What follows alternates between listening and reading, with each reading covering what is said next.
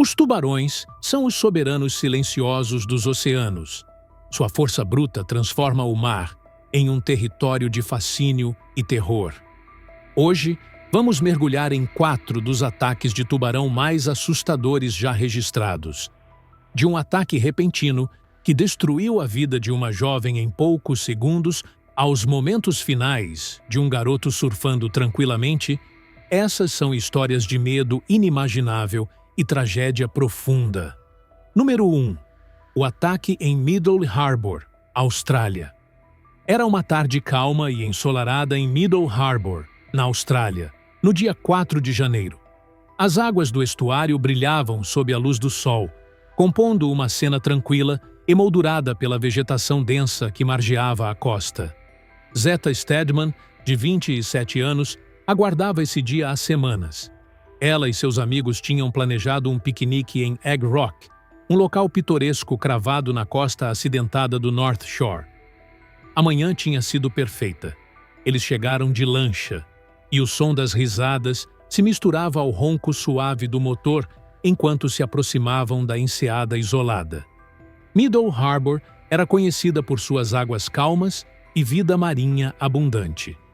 Apesar de ser uma área relativamente fechada e afastada do oceano aberto, sua conexão com o porto de Sydney permitia visitas ocasionais de criaturas marinhas maiores, entre elas o tubarão cabeça chata, famoso por seu comportamento agressivo e por sobreviver tanto em água salgada quanto doce. Zeta e seus amigos sabiam da fama da região, mas ignoraram os riscos. Afinal, a água parecia tão convidativa, clara, rasa e aparentemente inofensiva. O dia dela começou cedo, empolgada enquanto preparava os itens do piquenique em sua pequena cozinha. Com cuidado, ela arrumou uma cesta de vime com pães recém-assados, frutas maduras e outras delícias. A luz da manhã atravessava a janela, prometendo um dia quente e agradável. O cenário ideal para aquele passeio tão esperado. Perto do fim da manhã, ela seguiu para o cais, onde seus amigos, o Sr. e a Sra. Bose, a Sra. Reeve e seu genro Frederick, já a esperavam, trocando piadas animadas. No meio da tarde, o grupo já estava instalado no piquenique. O cheiro do mar se misturava ao aroma da comida. Eles se deitaram em cobertores sobre as pedras, trocando histórias e admirando a paisagem deslumbrante de Middle Harbour. Ao fundo, o zumbido dos insetos se misturava ao som suave das ondas quebrando contra as rochas. Conforme o calor aumentava, Zeta, sempre a mais aventureira, sugeriu um mergulho. Os outros hesitaram, mas acabaram topando. Logo, todos estavam na água, rindo com o contraste refrescante em relação ao calor do dia. Inicialmente, permaneceram perto da margem, brincando em águas rasas que iam até a cintura. Mas, com o tempo, Zeta foi se afastando, atraída pela clareza da água e pelo azul mais profundo à frente. Ela parou numa parte onde a água chegava ao peito, curtindo o balanço leve da correnteza e a sensação de leveza. O senhor e a senhora Bose a chamaram, pedindo que não fosse tão longe. Zeta acenou de volta com um sorriso e começou a nadar em direção ao grupo. O que ninguém sabia era que um predador já estava à espreita. Um tubarão cabeça chata de aproximadamente 4,5 metros havia entrado silenciosamente no estuário. Mestre da emboscada, seus movimentos eram calculados, seus sentidos aguçados pelas vibrações ao redor. Provavelmente atraído por peixes na área, agora ele tinha encontrado algo mais interessante, algo maior. O tubarão começou a circular Zeta. Sua sombra passava despercebida sob a superfície. Ele virou ligeiramente a cabeça, avaliando sua presa. Em seguida, num disparo veloz, atacou. Zeta sentiu algo como um torno de ferro se fechando em sua parte inferior. A água explodiu numa confusão de espuma e movimento. Ela gritou, seu grito cortando o ar calmo e lançando seus amigos em pânico. Da margem, a Sra. Reeve assistia em choque, sentada sobre uma rocha, com visão direta do ataque. Ela gritou pelo genro Frederick, que ainda estava a bordo da lancha, a poucos metros de distância. Frederick se virou a tempo de ver Zeta se debatendo na água.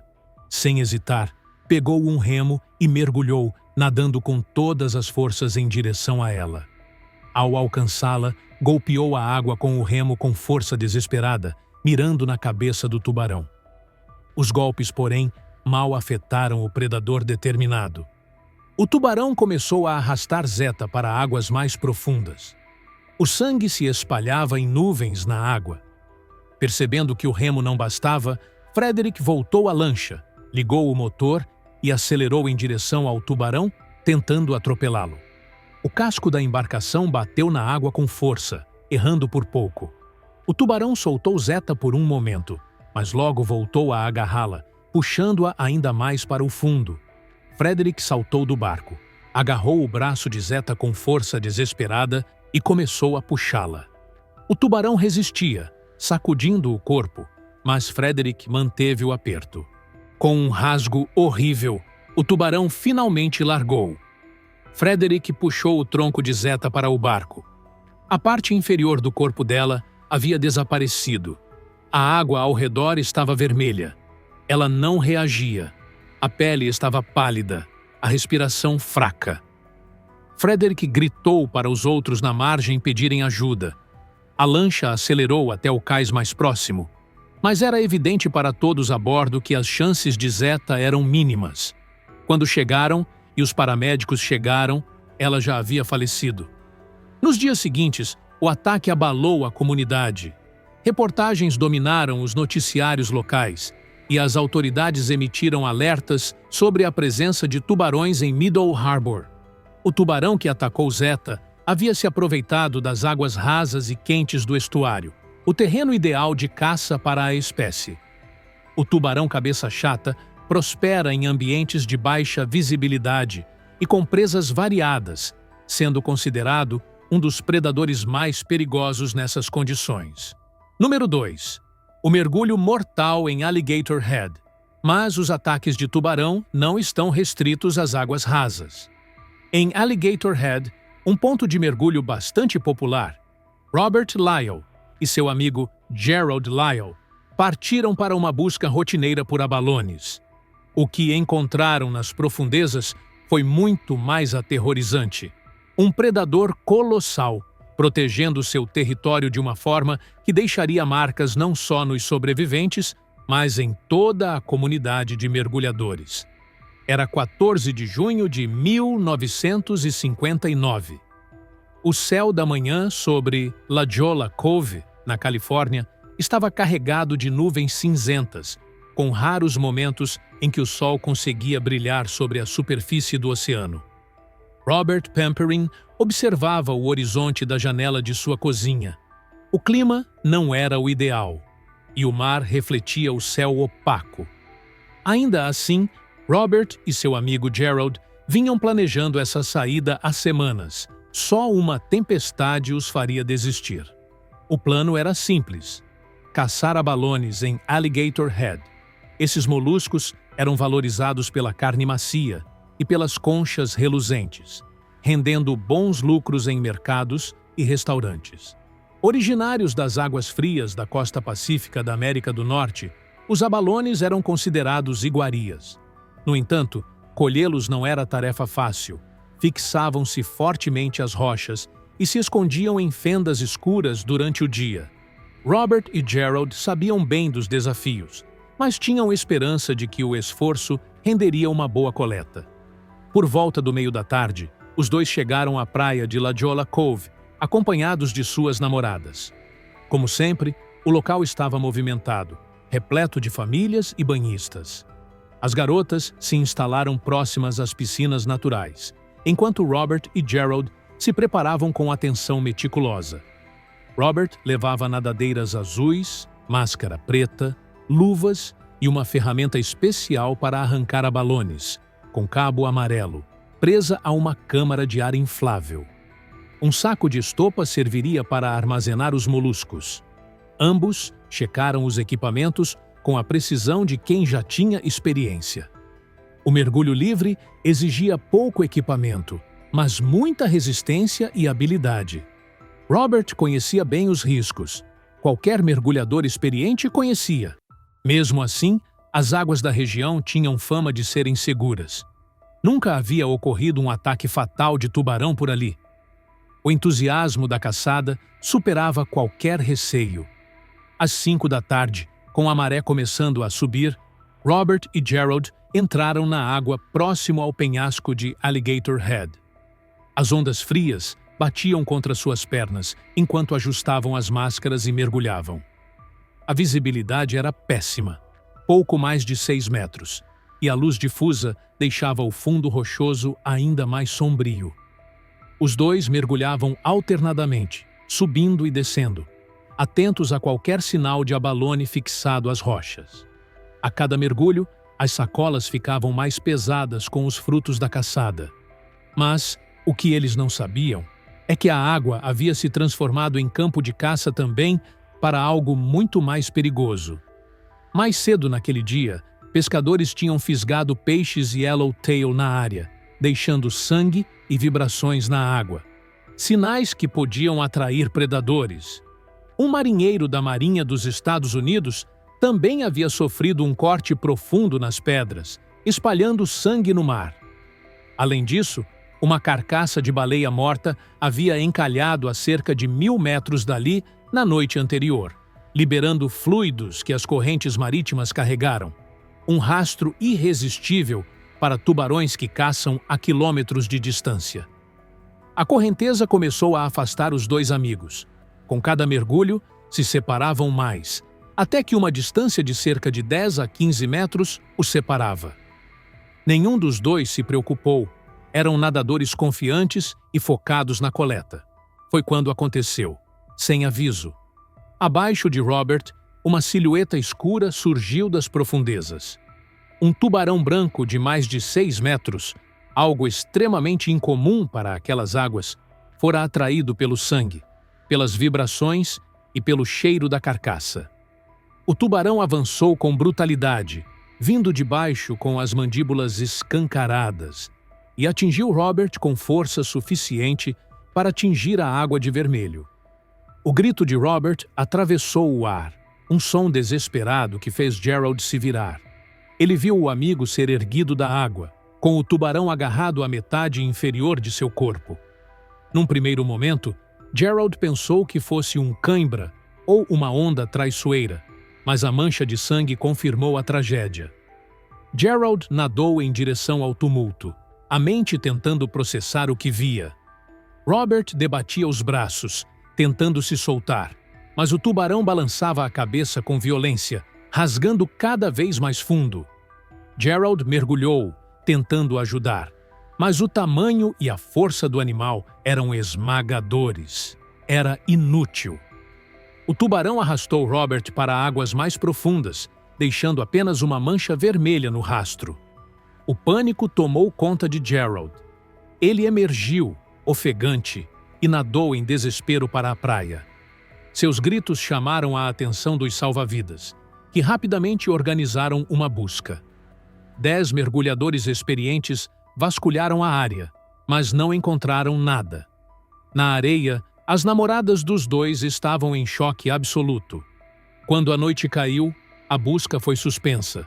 O oceano permaneceu em silêncio, ocultando o que havia acontecido sob sua superfície.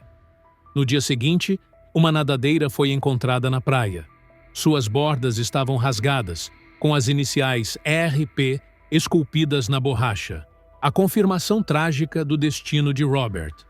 Testemunhas, incluindo um homem sentado em uma pedra próxima, corroboraram o relato de Gerald. Um grande tubarão branco havia atacado Robert. Mesmo assim, alguns na comunidade preferiram acreditar que se tratava de uma orca. Era difícil aceitar que tal predador pudesse estar tão perto de uma enseada tão estimada. As especulações foram muitas. Investigadores montaram o quebra-cabeça. Os peixes fisgados, o ferimento do marinheiro, os focas próximas e a carcaça da baleia. Cada elemento havia contribuído para atrair o tubarão para um local onde normalmente não se via animais assim. Mais de um ano depois, em novembro de 1960, um esqueleto foi encontrado no fundo de um cânion submarino, a cerca de 650 metros da costa. O legista confirmou que se tratava de Robert, dando algum alívio à família. Para Gerald, a memória daquele dia era uma ferida aberta. O rosto do amigo, tomado pelo terror, permanecia vivo em sua mente, assim como a agitação violenta da água que o engoliu. Mas Robert não foi a única vítima da natureza implacável dos tubarões. Número 3. O último surf de Kai Cowie. Os tubarões não fazem distinção. Nem mesmo a idade é um fator de proteção. Para Kai Cowie, um garoto de apenas 15 anos, um dia aparentemente despreocupado de surf ao lado do pai, se transformaria em um pesadelo absoluto. Das profundezas, um tubarão atacaria sem aviso, reduzindo uma cena tranquila a um cenário de sangue e caos.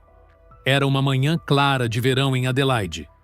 O ar ainda estava fresco, o suficiente para provocar um leve arrepio, mas o calor do dia já começava a se firmar. Kai, com apenas 15 anos, estava parado na beira do Southern Adelaide Surf Club, observando a baía à sua frente. Seus olhos refletiam a energia juvenil de alguém que havia acabado de se encontrar no esporte que amava. Ele acompanhava o ritmo das ondas, seu olhar seguindo cada movimento do mar. Seu amor pelo oceano era profundo, muito mais intenso do que qualquer outro esporte que tivesse tentado ao longo dos anos. Futebol, basquete, nada disso se comparava ao surf. Aquilo não era apenas um hobby. Era sua paixão, seu refúgio, sua identidade. Kai havia começado cedo. Aos 7 anos, ingressou no programa júnior de surf. E desde então, sua dedicação só cresceu. Aos 10 anos, já competia pelo Seaview Road Board Riders, um dos clubes mais antigos do país. Sua família sempre esteve ao seu lado, pronta para colocar as pranchas no carro e viajar longas distâncias para competições. Os fins de semana eram marcados pelo som do motor na estrada, risadas no carro e a alegria simples de estar perto do mar. Mas nenhuma viagem, nenhuma competição marcaria a vida de Kai como aquela realizada em 28 de dezembro de 2023. A ideia era simples, uma viagem em família, um breve descanso da rotina. A península de York, conhecida por seus excelentes pontos de surf, parecia o destino ideal. Eles chegaram a Ethel Beach cheios de expectativa por uma boa sessão no mar. O céu, no entanto, estava fechado. Nuvens densas e baixas pairavam sobre o oceano. Mesmo assim, Kai não se deixou intimidar. Ele já havia surfado em condições piores. Para ele, o mar era seu território, independentemente do clima. As ondas em Ethel's Ledge eram conhecidas por serem exigentes, ideais para um surfista do nível de Kai. Naquele dia, porém, as condições não estavam favoráveis. Ainda assim, determinado, ele remou para fora, com o pai logo atrás. A água fria e acinzentada parecia mais sombria do que o normal. Um leve desconforto começou a surgir, mas Kai ignorou o pressentimento. Muito abaixo da superfície, algo se movia. Um tubarão branco gigantesco, pesando mais de 700 quilos, patrulhava silenciosamente as profundezas. Seus sentidos estavam aguçados. Não caçava por fome, mas por instinto. Um predador oportunista, esperando o momento certo. O pai de Kai, mais velho, mas ainda em boa forma, vinha logo atrás. Kai cortava as ondas com agilidade, enquanto o pai se esforçava para acompanhar. Para ele, aquele momento ia além do esporte. Era sobre estar com o filho, sobre as viagens, as conversas, o tempo compartilhado. Nenhum dos dois percebia o verdadeiro perigo à espreita. Por volta de 1h30 da tarde, Kai ultrapassou a linha de arrebentação, pronto para pegar mais uma onda. O tubarão, sentindo o movimento acima, focou no alvo com precisão brutal. Num disparo fulminante, subiu das profundezas com a boca escancarada. o primeiro ataque foi devastador. Kai foi arremessado da prancha e, antes que pudesse reagir, os dentes do tubarão cravaram-se profundamente em sua perna. A força do impacto o puxou para baixo da superfície. Seu coração disparou. A mente tentava compreender o que estava acontecendo. O pai, que havia acabado de pegar uma onda, ouviu o grito do filho e se virou. O que viu o paralisou. Seu filho lutava na água, sendo arrastado por um animal enorme. A realização foi como um soco no estômago. Ele estava longe demais. Não conseguiria chegar a tempo.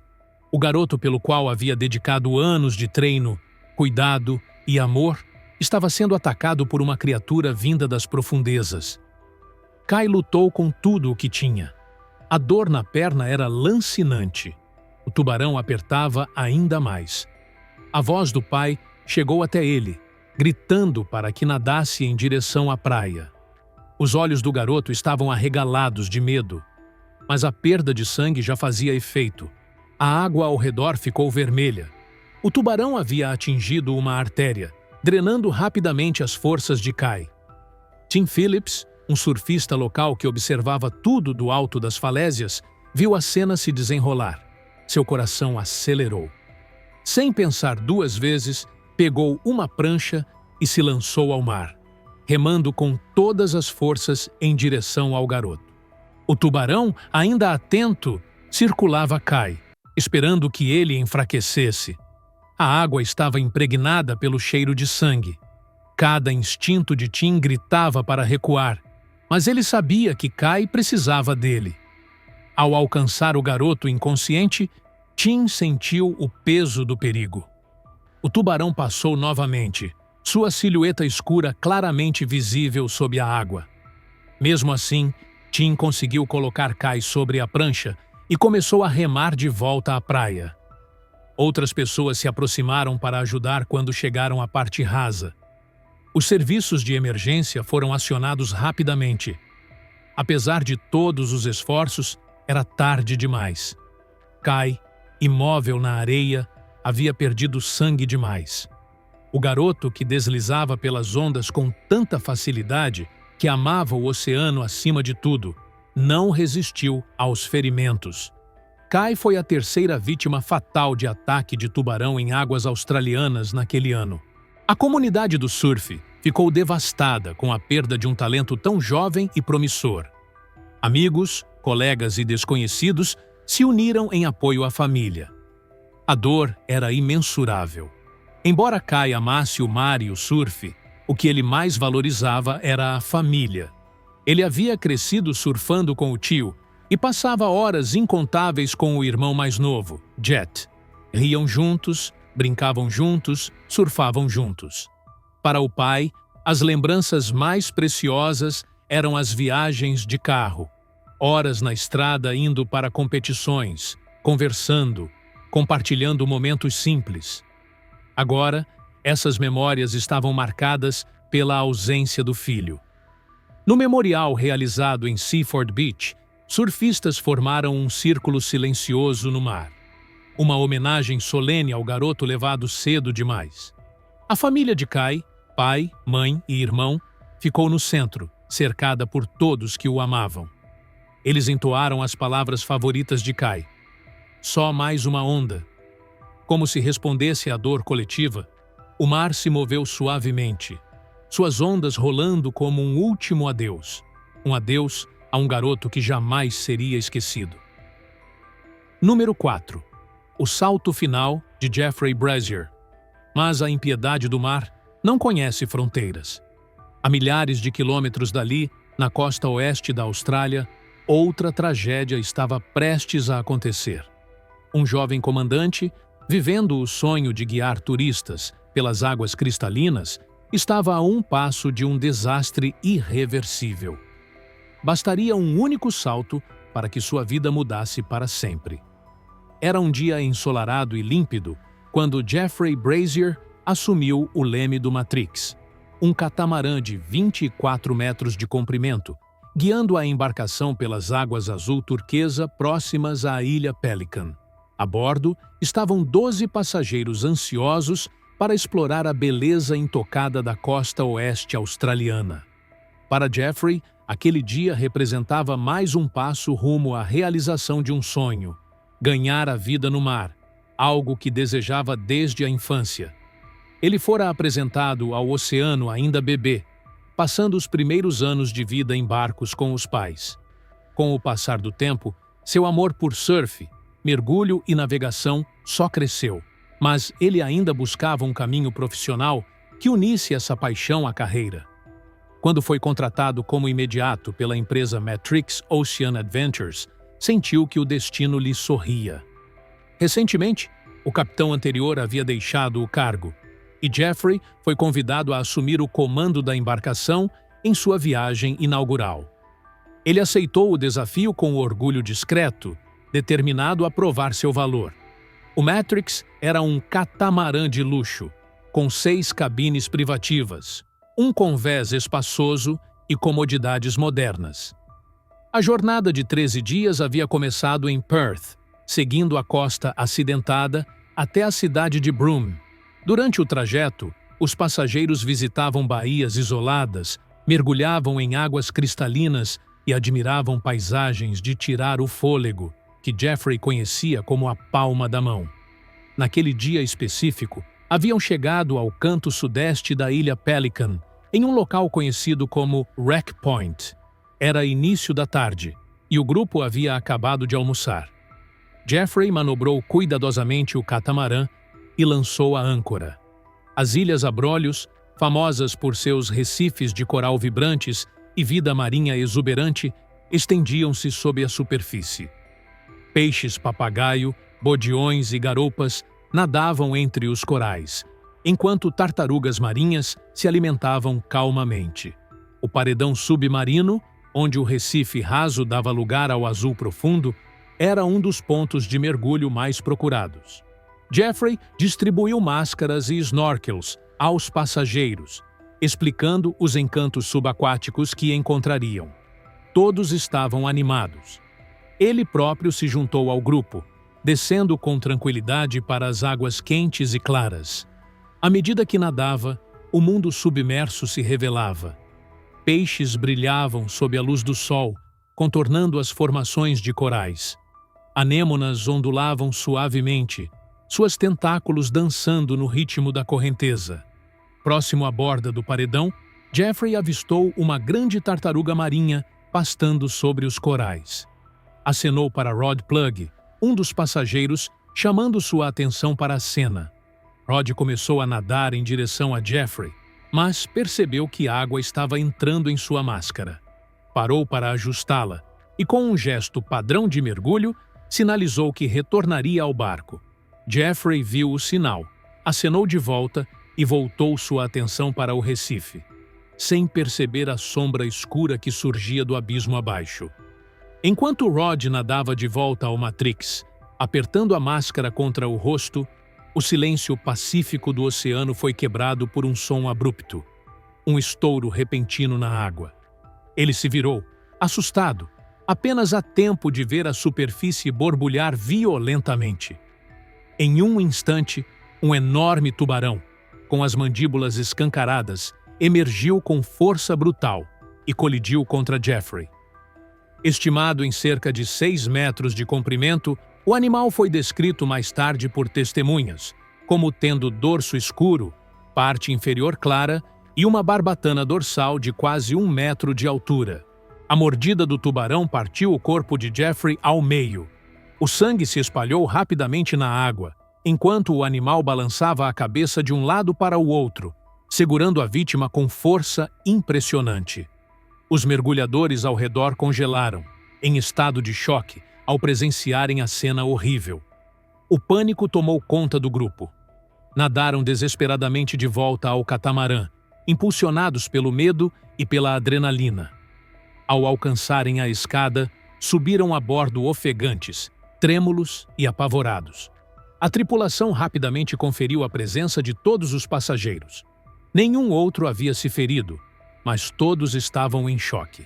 Do convés, podiam ver a silhueta escura do tubarão abaixo da superfície, carregando metade do corpo de Jeffrey. O animal se movia com uma calma perturbadora, desaparecendo nas profundezas. Minutos depois, ele retornou. Seu focinho e olhos emergiram na superfície, próximos aos restos mortais de Jeffrey. Lentamente, abriu a boca mais uma vez e levou consigo o que restava do jovem capitão. Com um redemoinho na água, o tubarão desapareceu. O silêncio tomou conta do mar. A tripulação imediatamente acionou as autoridades por rádio, relatando o ataque e solicitando ajuda. Os serviços de emergência instruíram o retorno imediato à cidade de Geraldton. O Matrix iniciou a viagem de volta, com os passageiros em total silêncio, pálidos, abalados por tudo o que tinham testemunhado. A notícia se espalhou rapidamente. Pescadores locais e turistas foram alertados a evitar a área. Equipes da polícia e do Departamento de Pesca organizaram uma operação de busca para localizar o corpo de Jeffrey, essencial para o relatório do legista.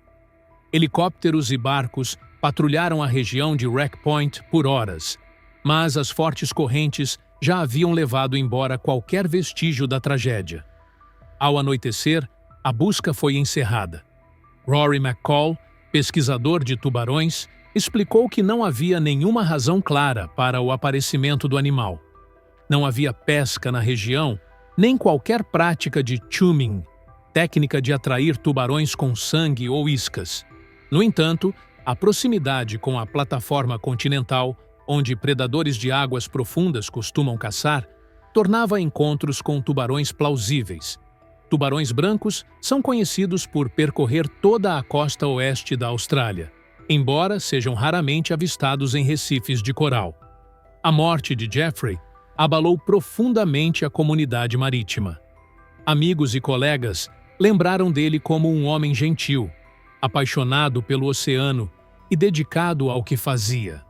Seu pai o descreveu como um jovem tranquilo, generoso e determinado, que havia transformado sua paixão pelo mar em profissão.